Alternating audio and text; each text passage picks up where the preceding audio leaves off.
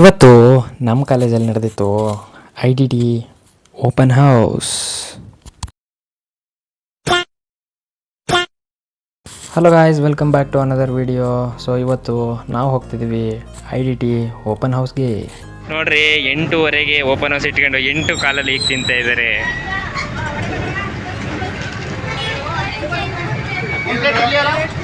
ಇವರೇ ಬೆಂಡೆಕಾಯಿ ಅಂತ. ವಿಮಲ್ ಬಾಯಲ್ಲಿ ಹೇಳಿ ಕೇಸರಿ.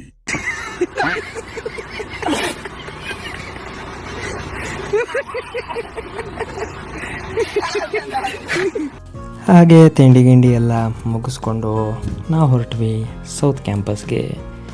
ಓಪನ್ ಹೌಸ್ ಅಟೆಂಡ್ ಆಗಿ ನಮ್ಮ ಪ್ರಾಜೆಕ್ಟ್ ಬಗ್ಗೆ ನಾವು ಸ್ಟಾರ್ಟ್ ಮಾಡಿದ್ವಿ ನಮ್ಮ ಎಕ್ಸ್ಪ್ಲನೇಷನ್ನ. ಸೊ ನಮ್ಮ project basically smart UV sensing cap ಆಗಿತ್ತು.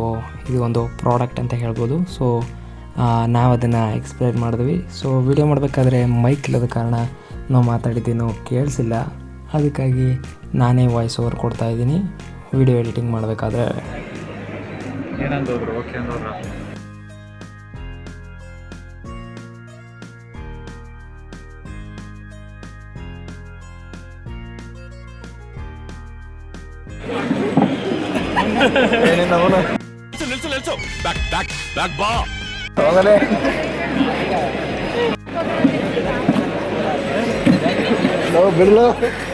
Let's explain your project. So, hello everyone. We are here to give a small presentation on our topic. So, we have made a rain detection system. So, it basically works when this is a rain sensor module. So, when a little drop of water even just falls on this, what happens is imagine this as a balcony of an apartment. So, what happens here is just this is a rod where you hang cloth. So, when a drop of water even falls on this rain sensor, it automatically pulls the cloths inside. And when the rain just gets evaporated, it pulls them back outside. So it's a small demonstration. Okay. So when a small amount of water is poured on it, so this is how it works. Yeah. So and again when I basically remove the water, and it again comes automatically back. Right? So that's it. Thank you. Pradeep, what is your contribution? Coding. What coding you have done for this project? Arduino. Can you explain? Coding. Arduino is not program. Arduino is not code. It's complicated. What? Can you do?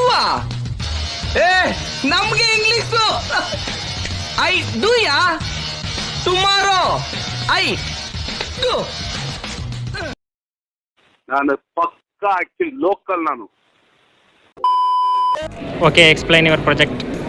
This is our project. It's called the smart.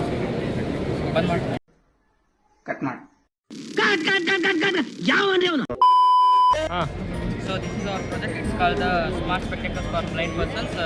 So we have used 2 IR sensors and 2 ultrasonic sensors in it, and we have coded by using the Arduino Nano here. So here is a power supply, and here breadboard for wire connections. And let me show you a demo. ಹೇಳು ಇನ್ನೊಂದ್ಸತಿ ಹೇಳು, work ಆಗಲ್ಲ ಅಂತ. ಇಷ್ಟ ತನಕ work ಆಗತ್ತಲ್ಲೇ. Work ಆಗಲ್ಲ. ಈ ಕಡೆ ನೀ ಮಾಡಬೇಡ. ಈ 1000 ರಿಪೋರ್ಟ್ ಅದು ಮಾಡು, 1,00,000 ಮಾಡು, ನಾ ಮಾಡೇ ಮಾಡ್ತೀನಿ. ಏನು ಹೋಗಾರ ರಿಪೋರ್ಟ್ ಮಾಡೋದ. ಸೊ ಈಗ ನೋಡ್ರಿ ಸೌಂಡ್ ಆಗ್ತಾ ಇದೆ. When the object gets closer, like about 10 centimeter, it beeps faster and continuous. And when the object gets farther, it will beep slowly, like this.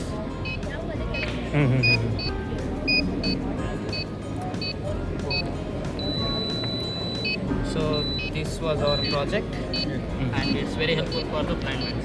Thank you. Hello Sriram, can you explain what are the applications that you can about add in your project? These are using for the blind persons. I am not, sir. Yes, okay, you can. But you are not. Okay, then. These are used for the blind persons. Whenever the obstacles are present in front of the blind person, it automatically starts to sense. Okay, And okay.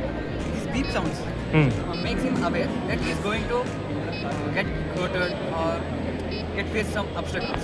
Okay, okay, okay. Thank you. So I have one question. If the blind person is also dumb, then what you will do? What is your main project? Then you will find a smart ear system.